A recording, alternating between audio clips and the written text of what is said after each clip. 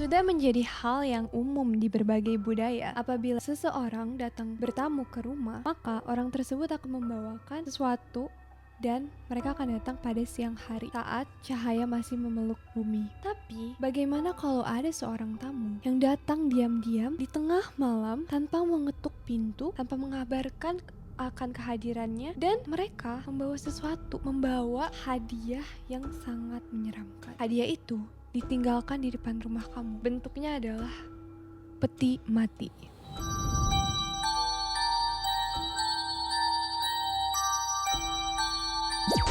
Konten dalam podcast ini mengandung tema-tema yang berpotensi memicu ketidaknyamanan, seperti deskripsi grafis tentang tindakan kekerasan, pembunuhan, kematian, trauma, mental illness, ritual, sihir, dan hal-hal supernatural lainnya seperti hantu. Jika kalian merasa sensitif dengan topik-topik ini, disarankan untuk melanjutkan dengan hati-hati atau mempertimbangkan untuk melanjutkannya atau tidak. Turn down the lights, snuggle up tight, and get ready for another Talk Tales. Siapa bilang kalau hal-hal yang mistis, urban legend, dan cerita rakyat tidak memiliki basis fakta? Bagaimana kalau hal-hal yang selama ini kita pikir tidak nyata malah memiliki kenyataannya di dunia nyata? Selamat datang di podcast Talk Tales, di mana kita akan membagikan kisah yang memisahkan fakta dari fiksi dan menguak sisi terang dari sisi kegelapan suatu legenda mistis. Di episode kali ini, kamu akan mendengarkan podcast bersama dengan aku, Diski, dan aku bersama dengan Ama Frina. Di episode kali ini, aku akan membawa kalian menuju ke negeri yang dijuluki The Golden Land, yaitu Myanmar. Tapi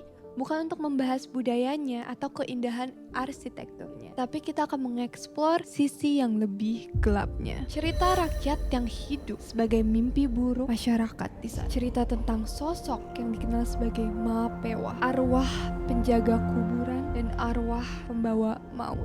Cerita ini dimulai jauh di masa lalu, pada masa pemerintahan Raja Bakidao dari dinasti Kun Baung. Jadi waktu itu Myanmar masih belum menjadi Myanmar. Di sebuah kota bernama Piai, hidup dua saudara yatim piatu, seorang kakak laki-laki dan adik perempuannya. Mereka saling bergantung satu sama lain setelah mereka kehilangan orang tua mereka. Namun saat sang kakak tumbuh dewasa, ia memilih untuk berontak terhadap kekuasaan di kotanya, yaitu Adipati Piai. Demi menyelamatkan dirinya, ia dan saudara perempuannya ini melarikan diri. Mereka pergi berjalan menelusuri banyak tempat untuk hilang dari pencarian Adipati Piai.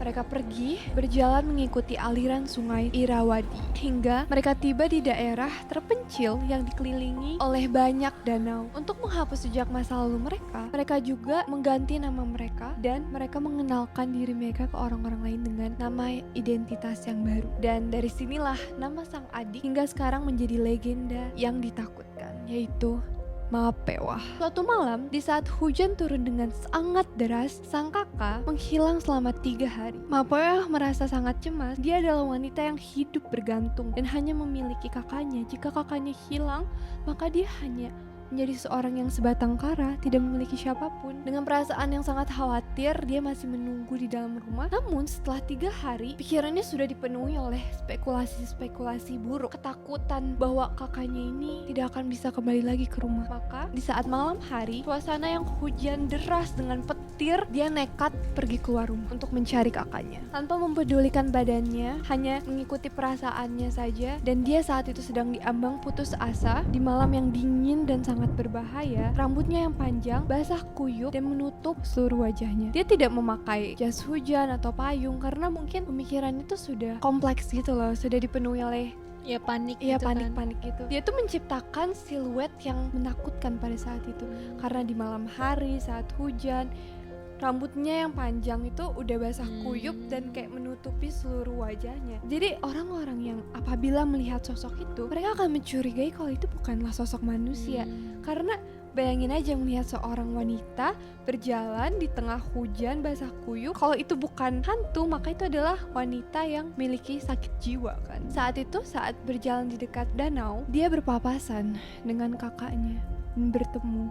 Namun saat itu kakaknya tuh dalam keadaan yang mabuk berat. Saat kakaknya melihat sosok itu, dia langsung panik ketakutan karena dia mengira bahwa makhluk itu tuh makhluk gaib, bukan adiknya. Astaga. Sosok hantu itu yang dia lihat tuh membuatnya merinding dan seram sekali. Dalam ketakutan dan kebingungan, ia menyerang sosok itu. itu, yang dia pikir adalah dia lebih baik menyerang daripada dia yang diserang. Pada saat itu otaknya yang udah dipengaruhi oleh alkohol berpikir kalau ini adalah survival instinct. Iya, ini kayak respon fight or flight gitu kan. Jadi dia langsung nyerang dengan sangat-sangat kejam, dan saat-saat itu dia sadar dia telah melakukan kesalahan yang fatal. Karena apa? Sosok itu bukanlah makhluk gaib atau hantu, melainkan itu adalah adiknya sendiri. Jadi kayak dia membunuh adik yang sangat dia cintai, yang selama ini dia jaga, yang merupakan satu-satunya anggota keluarganya yang masih tersisa, tetapi habis nyawanya oleh dia sendiri.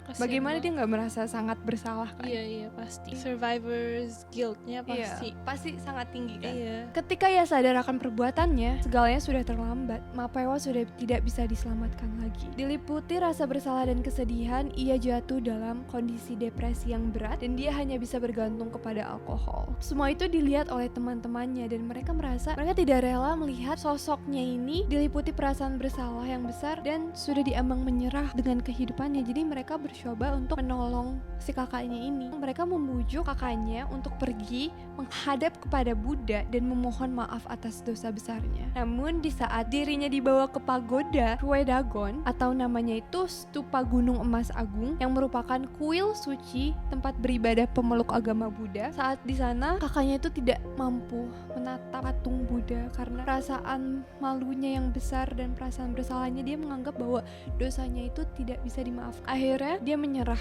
dia tidak mau untuk berhadapan dengan Buddha. Dia pergi dari sana dan dia berjalan ke danau yang dimana adiknya itu meninggal. Di sana ia melemparkan lembaran daun emas yang seharusnya menjadi persembahan suci untuk dia dilakukan di tempat sebelumnya. Dia malah melemparkan lembaran daun emas itu ke dalam air, dan menurut legenda yang dia lakukan mengubah segalanya. Mapewa yang merupakan manusia, arwahnya berubah dan tidak bisa bereinkarnasi. Dia malahan menjadi sesosok Nat. Nat itu adalah jenis roh yang tidak tenang. Nah, waktu berlalu, bertahun-tahun kemudian, suatu hari ada seorang kepala biara pernah bermimpi.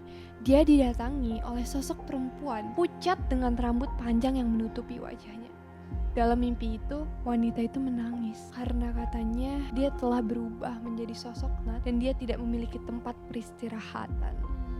Sang abot takut kalau roh ini akan mengganggu warga desa dan menghantui mereka. Akhirnya mengizinkan roh ini untuk menetap dan diam di pemakaman desa. Tapi ceritanya tidak berakhir di situ saja, karena tiap tengah malam Mapewa bangkit dari kuburannya. Ia keluar dari area pemakaman dan membawa sesuatu di kepalanya, yaitu adalah sebuah peti mati kayu. Ia akan berjalan melewati gang-gang sempit kota, mencari satu rumah, satu keluarga yang akan menjadi tujuan malam itu. Jika kamu bangun keesokan harinya dan menemukan sebuah peti mati kosong di depan pintumu, maka itu adalah pertanda buruk, karena itu adalah pertanda bahwa salah satu di antara anggota keluarga kamu akan menemui ajal mereka, dan peti mati itu adalah kendaraan yang menjemput mereka. Namun seperti kebanyakan hantu, Mapewa juga menyukai anak-anak, dan biasanya mereka itu akan menjemput anak-anak, dan yang meninggal adalah yaitu anak-anak dalam keluarga. Dalam banyak kisah, rumah yang ia pilih akan segera kehilangan anak-anak, biasanya karena penyakit misterius yang akan berujung kepada kematian. Dan yang lebih menyeramkan, katanya menurut legenda, setelah si anak ini dimakamkan, dipercaya bahwa Mapewa akan datang ke kuburannya dan memakan jasad anak itu. Pada akhir tahun 1990-an, yaitu kayak udah berabad-abad ya, setelah dia meninggal sebagai manusia dan berubah menjadi roh Nat ini, cerita ini mengambil arah yang lebih menyeramkan. Ceritanya tersebar dan konon katanya dipercayai di sana ada seorang kepala biara yang bermimpi didatangi oleh sosok Mapewa ini. Di dalam mimpi itu, sosok Mapewa mengatakan bahwa dia kelaparan dan dia ingin memakan daging anak-anak kecil dan bayi. Karena melihat mereka, dia merasa tergiurkan, seperti melihat makanan yang sangat enak. What? Kok tiba-tiba dia makan anak-anak sih? I don't know, maybe she got bored. Dia udah kayak hidup lama banget gitu loh. Abadi Iya, udah abadi gitu. Mungkin dia kayak mencoba hal yang baru gitu. Dalam mimpi itu, sang abot mencoba untuk memujuknya karena ya mana mau sih manusia yang dikorbankan, apalagi itu adalah anak-anak kecil yang innocent. Di mimpi itu, abotnya menjelaskan bahwa dia mencoba membujuk Mapewa dengan bilang, jangan makan bayi, dagingnya pahit. Cobalah makan daging anjing saja karena itu lebih manis. Setelah mimpi itu tersebar dengan cepat, keesokan harinya banyak rumah yang mulai menempelkan tanda di depan pintu mereka. Bertuliskan, daging bayi itu pahit, makanlah daging anjing karena itu lebih manis. Sebuah kalimat yang aneh untuk ditempelkan, tapi dipercayai bisa menyelamatkan anak-anak dari nasib buruk. Itu adalah salah satu legenda yang sangat terkenal di Burma, atau kita bisa bilang Myanmar. Dari perspektif pandangan yang lain, cerita ini bisa dibilang terlalu liar atau imajinatif gak sih? Banyak yang bilang kalau kisah ini menjadi cerita rakyat yang tersebar karena waktu zaman dahulu, warga-warga desa itu hidup dalam kesengsaraan dan dengan ilmu pendidikan, pengetahuan yang tidak berkembang sekarang. Mereka menjadikan alasan atas kematian banyak anak-anak atas kehadiran sosok makhluk gaib, bukan karena medis yang kurang, bukan karena pada saat itu kan banyak kasus-kasus kelaparan, terus kayak pengetahuan tentang kebersihan tuh kurang, kesehatan, dan bahkan makanan-makanan juga kan banyak yang kotor. Yang And kotor. especially zaman waktu itu tuh the mortality rate untuk anak kecil very high. Iya. Karena anak-anak nervous systemnya nggak kuat gitu kan. Iya, padahal kan alasannya bisa kita lihat dalam sejarah adalah yaitu kesehatan dan medis tuh tidak terjamin. Banyak orang yang kekurangan gizi, kelaparan, sehingga penyakitnya itu tidak bisa sembuh. Dan dari semua itu kita bisa ngeliat kalau anak-anak kecil dan bayi itu kan imun tubuhnya tuh yang paling rapuh. Dan untuk mengenai legenda bagaimana Mapewa akan memakan daging orang-orang yang sudah mati, teori lainnya adalah karena saat kita dikubur nanti kita mati, tubuh kita kan akan dekomposisi ya, akan terurai oleh tanah, dimana kita akan mengalami kejadian seperti itu. So orang-orang membuat alasan bahwa kenapa mayat seseorang bisa berubah itu karena dimakan oleh Mapewa, padahal itu adalah proses alami yang terjadi ke setiap manusia yang dikubur. Banyak urban legend, folklore, myth, cerita-cerita lama itu karena mereka nggak tahu. They don't have enough knowledge and studies on it, right? Kan pada saat zaman sekarang, kita belajar di biologi kalau nanti kita meninggal bakalan ada organisme yang meluburkan tubuh kita gitu. Kan tapi pada saat itu kan mereka kayak yang, organisme, mereka lebih percaya sama hantu gitu. But doesn't that make you think yang kalau misalnya cerita yang kita believe sekarang itu mungkin in the future people are not gonna believe it anymore? I do believe that. Mungkin orang-orang akan berpikir apa yang kita lakukan, yang kita berasa itu tuh udah maju banget gitu ya. Mungkin kayak teknik medis sekarang itu yang kita pikir udah hebat banget, itu mereka bakal tertawa dengarnya kayak terbelakang banget sih, aneh banget sih, doesn't make sense gitu. Tapi menurut kita ini sudah hebat saja gitu. It's just how life works, right? Keeps going. Aku merasa walaupun banyak cerita rakyat itu hanyalah cerita yang dibuat untuk menakuti orang-orang, tapi sebenarnya mereka adalah bagian dari budaya mereka sendiri, yang karena banyak kan cerita-cerita rakyat yang dibuat untuk mengatur dan membimbing kehidupan masyarakat pada saat itu. Karena kan dari cerita rakyat itu mengandung pesan moral yang menjadi pelajaran, dan untuk mengatur masyarakat lebih baik mereka ditakut-takuti daripada dikasih alasan. Karena dengan dikata-takuti mereka akan lebih melakukannya gitu. Karena kalau diajar kan lama ya. Mau diajar dulu. Kayak contohnya di Indonesia ada rumor kalau pohon beringin itu adalah tempat yang angker, banyak ditempati oleh setan-setan. Tapi dampaknya itu pohon beringin menjadi pohon yang paling terawat di Indonesia, yang kayak gak ada orang yang berani untuk nebang mereka sembarangan atau kayak menghancurkan mereka. Jadi cerita ini environment and friendly banget ya. So, aku harap kalian suka dengan cerita hari ini.